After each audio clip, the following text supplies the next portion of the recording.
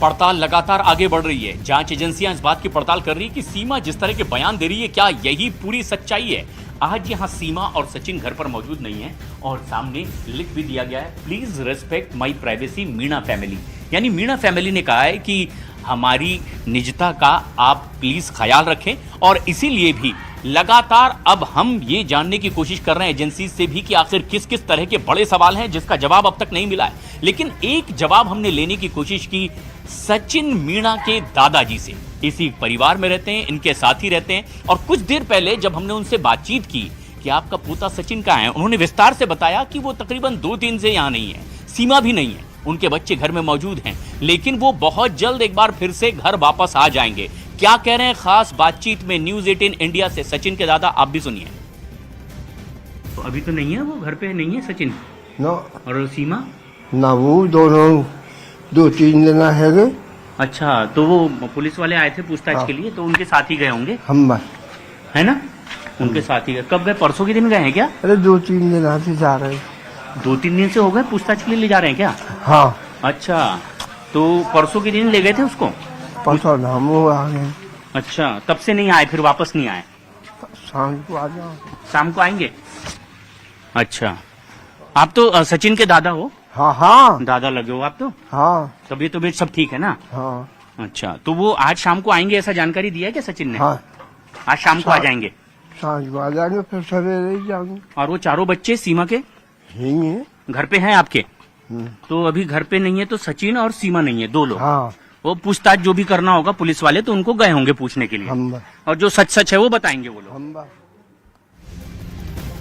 और सीमा के बारे में अब जिस तरीके से सवाल किए जा रहे हैं एजेंसीज की ओर से, कुछ सवाल हमने भी किए सचिन के दादा से, लेकिन उनका कहना है कि वो पूछताछ जांच एजेंसियां कर रही है और शाम तक वो घर लौट आएंगे। आज इस मकान में सचिन और सीमा अभी मौजूद नहीं है, लेकिन बड़ी बात यह है कि अब इसकी जांच पड़ताल का दायरा भी इन्वेस्टिगेशन एजेंसीज ने और बढ़ा दिया है। मसला कराची को लेकर है, क्योंकि कराची का जैसे ही जिक्र हुआ तब सीमा ने कहा कि वो शादी के बाद महज एक बार गई थी कराची और उसके बाद से सीधा वो इस तरफ का रुख करने की प्लानिंग कर रही थी। लेकिन जो खबर आ रही है पाकिस्तान से वो ये कि 4.5 साल तक तकरीबन सीमा अपने पति से दूर कराची में रही और पाकिस्तान के अलग अलग शहरों में भी वो गई थी।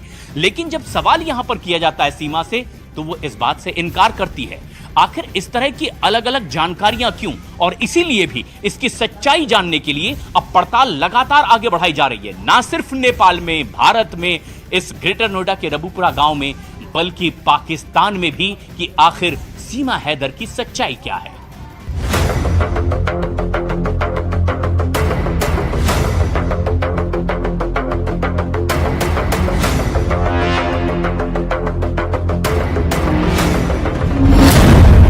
कराची में सीमा आईएसआई एजेंट से मिलती थी। कराची में सीमा का हैंडलर कौन था? क्या सीमा हैदर हिंदुस्तान में प्लांट की गई? पाकिस्तान से आई सीमा हैदर धड़ल्ले से हिंदी बोले तो शक होगा ही। कराची से भारत आई सीमा हैदर मीडिया को धड़ल्ले से इंटरव्यू दे तो शक होगा ही। भारत आते ही सीमा का इस्लाम छोड़कर हिंदू बनना, भारत में रहने की जिद करना और पाकिस्तान की बुराई न करना जांच एजेंसियों के शक को पुख्ता करता है।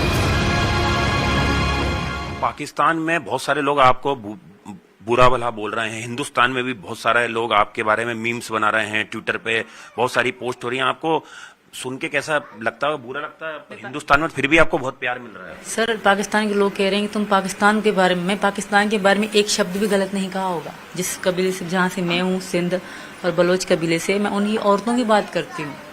मैं ये बात नहीं कहती कि पाकिस्तान गंदा है, पाकिस्तान में ऐसा है, पाकिस्तान में वैसा। मैं पाकिस्तान की कभी बुराई नहीं करी।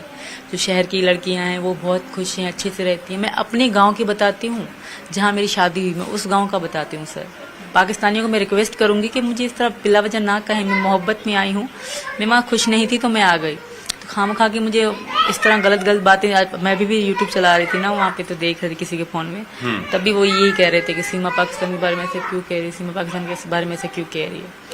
तो ऐसा कुछ भी नहीं है सर, मैं पाकिस्तान को कुछ गलत नहीं कह रही। मैं ऐसी नहीं हूँ कि मैं उस देश छोड़ा है तो उसके बारे में गलत बोलूंगी। हाँ, जो गलत होता था औरतों के साथ वो मैं बोलती हूँ। सीमा हैदर के एक बयान से जांच एजेंसियां उलझ कर रह गई हैं।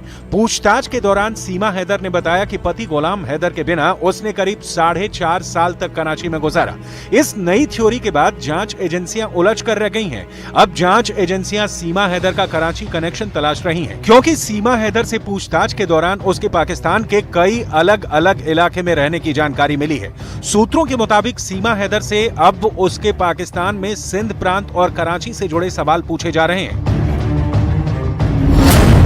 कि सीमा कितने दिन सिंध में रुकी थी और किसके घर में थी, वहीं कराची में किसके संपर्क में वो रही थी। सीमा पर शक इसलिए गहरा रहा है क्योंकि कराची में वो गुलाम हैदर के बिना तकरीबन 4.5 साल रही है।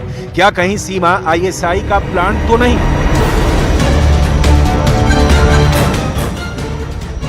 यह शक शुरुआत से ही एजेंसियों को है और इसी लाइन पर जांच भी चल रही है, क्योंकि जो बयान सीमा ने अब तक जांच एजेंसियों को दिया है उससे एजेंसियां संतुष्ट नहीं हैं। सूत्रों के मुताबिक सीमा हैदर सेना के कई अधिकारियों और जवानों को फ्रेंड रिक्वेस्ट भेजी थी। यही नहीं, सीमा ने अपने व्हाट्सएप प्रोफाइल में कश्मीर के पहाड़ों की फोटो लगाई हुई थी। सीमा हैदर इंटरनेट के जरिए दिल्ली NCR के कई युवाओं के भी संपर्क में थी। सूत्रों के मुताबिक जांच एजेंसियां ऑनलाइन गेम PUBG पर सीमा हैदर के बाकी साथियों को ढूंढने में जुट गए। खुफिया एजेंसियों को शक है कि सचिन मीणा को साजिश के तहत इस खेल में ट्रैप करके लाया गया था। खुफिया एजेंसियों को शक है कि PUBG पर सीमा हैदर के साथ कई साथी भी मौजूद थे। एजेंसियां अब जांच की नई थ्योरी पर काम कर रही हैं। वो थ्योरी है कि PUBG खेल में तकरीबन 10 प्लेयर होते हैं और 10 प्लेयर में क्या सीमा हैदर और उसके अलावा पाकिस्तानी गेमर भी थे, जिन्होंने सचिन को टारगेट करके सचिन को अपने ट्रैप में लिया और उसके बाद उस गेमर में जो उस गेम में खेल रहे थे वो एक एक करके पीछे हटते चले गए और सचिन और सीमा नजदीक आने लगे। सीमा हैदर पर तमाम तरह के आरोप लगे। हिंदुस्तान से कम पाकिस्तान में सीमा हैदर को लेकर ज्यादा शोर हो रहा है और सरहद पार से सीमा की भाषा, उसके रहन सहन पर भी सवाल उठाए गए। जैसे आरोप लगा कि इतनी इंग्लिश और हिंदी बोलनी सीमा ने दुबई में सीखी। दुबई में काम करते वक्त सीमा के लिए ये भाषाएं सीखनी जरूरी थी। वो तमाम लोगों के लिए एक हब है, लेकिन वहां जब क्लब्स में लोग जाते हैं वहां इंग्लिश बोली जाती है और वहां की लड़कियां सीखती हैं इंग्लिश। इसने वहां से सीखी है इंग्लिश और ज्यादातर सुना है जिससे इसके राब्ते थे उससे ज्यादा इंग्लिश में ही बात होती है। और मैं इस बात पे क्रेडिट देता हूँ कि इंडिया की इंग्लिश बहुत, इंडिया में लोग इंग्लिश को भी अच्छा है, हिंदी को भी अच्छा समझते हैं, उर्दू को भी अच्छा समझते हैं, इंग्लिश को भी अच्छा समझते हैं। सारी जबान, सारी बोलियों की एक रिस्पेक्ट है, तो इसको सिखाई गई है। इसको प्रॉपर हिंदी जो है इसको आई आस्ता आस्ता नहीं आई, दुबई से आई है इसको, दुबई में। वरना आप उसको जिस जगह में ये रहती थी, अगर आप कहते हैं पाकिस्तान में, वहां सोच भी नहीं सकती इसको इंग्लिश आए। वहां पे इंग्लिश ये नहीं सीख सकती है, दुबई में सीखी इंग्लिश। हालांकि सीमा के मुताबिक उसने अंग्रेजी के शब्द पाकिस्तान में अपनी तालीम के दौरान ही सीखे थे और वो बस अंग्रेजी के कुछ शब्दों का ही मतलब जानती है जो बोलचाल का हिस्सा है। ATS ने आपसे इंग्लिश में कुछ पढ़वा के भी दिखाया? सर जैसे 2-3 चीज़ें होंगी, ऑलवेज हो गया, आसान लफ्ज़ों के मुझे मतलब पता है, पूरी अंग्रेजी मुझे नहीं पता। जैसे ऑलवेज हो गया मतलब हमेशा, जैसे गुड हो गया कि सही, इस तरह चीज़ें मुझे पता है और मैं बोल भी लेती हूँ। इसका ये मतलब नहीं कि मैं पूरी अंग्रेजी पढ़, अगर आप लिखा पेन से लिखा हो मुझे अंग्रेजी देंगे मैं नहीं पढ़ पाऊंगी। हाँ, अलग अलग जो शब्द होते हैं मैं उनको समझ सकती हूँ, बस समझ है मुझे। तो कैसे सीखा आपने? मतलब ये मैं पढ़ाई कर गई सर, गाँव में हमारे सरकार की तरफ से ही पढ़ाया गया था सर, मैंने वहीं से पढ़ा। और मेरा मैं होशियार थी सबसे, हम तीनों बहनें 5-5 पढ़ी, ज़्यादा नहीं पढ़ी, पर हमको समझ है। फिलहाल सीमा हैदर पर जांच एजेंसियों का शिकंजा कस चुका है। सीमा अभी किसी सेफ जगह पर है जहां एजेंसियां उससे कराची की डिटेल खंगालने की कोशिश कर रही हैं।